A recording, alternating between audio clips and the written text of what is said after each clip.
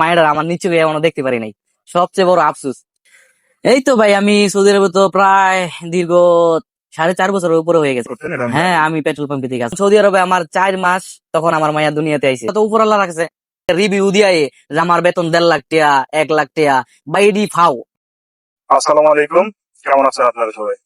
আমাদের প্রিয় সাফায়েত ভাই আজকে এক্সিট নিয়ে মানে সৌদি আরব থেকে একবারে চলে যেতেছেন। তো আমরা চেষ্টা করি সাফায়েত ভাইয়ের মানে এক্সপেরিয়েন্স নেওয়ার।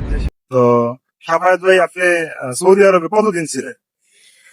এই তো ভাই, আমি সৌদি আরবে তো প্রায় দীর্ঘ 4.5 বছরের উপরে হয়ে গেছে আর কি।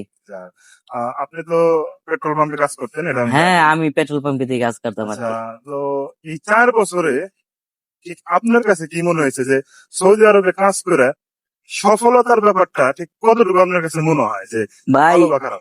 ভাই সফলতার ব্যাপারটা কিভাবে বলবো? সফলতার ব্যাপারটা এমন পর্যায়ে যারা মধ্যবিত্ত ফ্যামিলিতে আছে, জাগর মানে কাজের একটা লেভেল আছে, কেউ ওর কাজের লেভেল ধাপ উপরে আছে, নিচে আছে। তবে আমাদের যেই কাজ, এটা এই কাজে ধরেন না, যদি কেউ সৎভাবে কাজ করতে চায়, আলহামদুলিল্লাহ তার ফ্যামিলি সে ভালোভাবে চলতে পারবো। এর বেশি কিছু আমি জানি না। আচ্ছা আচ্ছা। মানে আপনি বলতে চাইছেন যে ফ্যামিলিটা চালানো সম্ভব, তা নিজে একটু ভালো চলতে পারবো, বাস। আর আমি যেহেতু কাজ করি আমিও জানি যে যদি সততার সাথে কাজ করতে যান হ্যাঁ, সমস্যা। আচ্ছা ভাই, তো তাহলে 4 বছর ধরে আসছেন, আমি যতদূর জানি, আমি 100% জানি কিনা জানি না, এতদিন যদিও থাকি শুনছি যতটুকু, আপনার একটা মেয়ে আছে।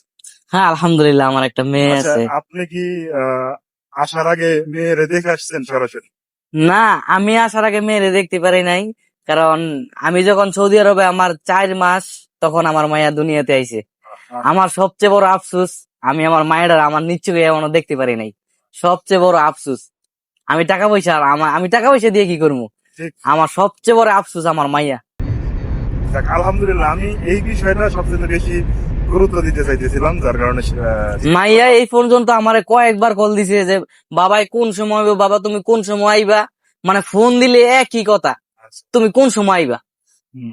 আর বাবা মাইয়ায় বাড়ির সবারে বলতেছে যে কোন সময় এয়ারপোর্ট যাইবো। এখনো যায় না কে রে। হ্যাঁ, সবারে মিস করবো আর কি। শহীদুল ভাই, আলামিন আছে, মুস্তাকিম ভাই, সবারে মিস করবো আর কি। আমরা আপনারা মিস করো। তার ভিতরে একটা বিষয় হচ্ছে কি ভাই, আসলে জীবনটা না এরকম। হ্যাঁ, আল্লাহ ভরসা, রিজিকের ফয়সালা তো উপর আল্লাহ রাখছে। এ রিজিক মিন আল্লাহ, যার রিজিক যেখানে আছে। আরেকটা বিষয় হচ্ছে যারা নাকি 1.5 লাখ টাকা বেতনে পেট্রোল পাম্পে কাজ করতে আসে তাদের ভাই এটা রিভিউ কি দিব? আমি 2022 সালে আইছি সৌদি আরব, আর এখন কত চলে? 2026 সাল চলে না? তো যারা যারা এই যে মানে কি কমু, এতে যে সাপরি পোলা পাইন এয়ারপোর্টে যে রিভিউ দিয়ে যে আমার বেতন 1.5 লাখ টাকা, 1 লাখ টাকা বা এডি ফাও, এডি ফাও। আর যেই সাংবাদিক গুলা এডি একটা ফালতু লোক। হেরাও এডি জানে, হেরা ইমন লোক করে যায় প্রশ্ন করে, ইমন লোক করে যায় ধরে হ্যাগর মুখের থেকে এই প্রশ্নটা আইবো যে আমি 1 লাখ 1.5 লাখ কাজ করবো। তারপরে হ্যাগর পরিচয় কই হয়? হয়তো হ্যাগর আকামার পরিচয় থাকে না, হ্যাগর কোন কফিলের পরিচয় থাকে না, কোন দালালের পরিচয় থাকে না। লাস্টে এক রুমের বইতে কান দে, আমার বাইতে টাকা পাঠা, আমার দেশে নিয়ে যা, এই অবস্থা হয়। তা হ্যাঁ, এইসব রিভিউ কেড়ে দেয়, আমি এই জিনিস বুঝি না। গত এই 2026 সাল চলে, এখন কি পর্যন্ত লোক ঢুকতেছে, আর সৌদি আরব থেকে লোক মানে কি পরিমাণ লোক বাইরে যাইতেছে দেশের মানুষ জানি না, কিন্তু প্রচুর পরিমাণের লোক এখন এই সৌদি আরবে ঢুকতেছে আর কি। আরেকটা বিষয় হচ্ছে ভাই, যতই লোক ঢুকুক বেশিরভাগ কিন্তু আমার মতো সারা কোনো কাজ জানে না। হ্যাঁ হ্যাঁ, তবে হ্যাঁ, এইটা একটা মানে রাইট প্রশ্ন করছেন।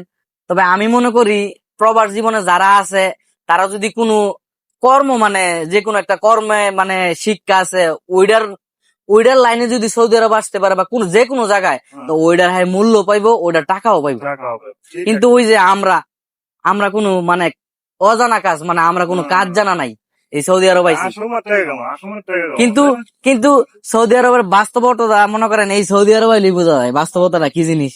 আমি একটা কথা মানি, বাংলাদেশের মানুষ আপনার প্রবাসী করে খুব মানে অনেক মানে মানে অনেক পরিমাণে লেভেলের সম্মান করে, হুম। এটা আমি মানি। অবশ্যই। বাংলাদেশের মানুষ কারণ কারণ প্রবাসী যারা আছে তারা রেমিটেন্স যোদ্ধা, ঠিক। অগরে মানুষ সম্মান করে, এটা বলতে হইব। আচ্ছা ভাই, আসলে মূল বিষয় তো আমি বলতে চাইছিলাম যে এই যে আপনার যে এই একটা অভিজ্ঞতা, 4টা বছর ছিলেন ছুটিতে যাইতে পারেন নাই, আর এতদিন পরে একবার চলে যেতেছেন, এই যে একটা ফিলিংস, অনুভূতি, এই অনুভূতিটা বাংলাদেশে থেকে কেউ মানে বুঝতে পারবো না কোনো সময়। না না, এটা কেমনি বুঝবো? বাংলাদেশ মানুষ এটা বুঝবোই না। বাংলাদেশের মানুষ বাস্তবতাই বুঝতে পারে না। যে বিদেশে এই প্রবাস জীবন আসে সে বাস্তবতা বুঝতে পারে। আচ্ছা, ঠিক বাংলাদেশের আছে। মানুষ তো মনে করেন ওই কল্পনা জল্পনা লইই থাকে। হ্যাঁ, আপনার সাথে তো আলহামদুলিল্লাহ সাক্ষাৎ ভিডিও করে সবসময় তো নিকটবর্তী ছিল। দেখ, আমার দর্শকদের জানাইলাম, আপনার এক্সপিরিয়েন্স শেয়ার করলাম। অনেক ধন্যবাদ যারা ভিডিওটা দেখছেন, আর দোয়া করবেন যাতে সাফায়াত ভাই বাড়িতে যায় একটা সুন্দর জীবন উপভোগ করতে পারে। ইনশাআল্লাহ সবাই আমার জন্য দোয়া করবেন। ইনশাআল্লাহ।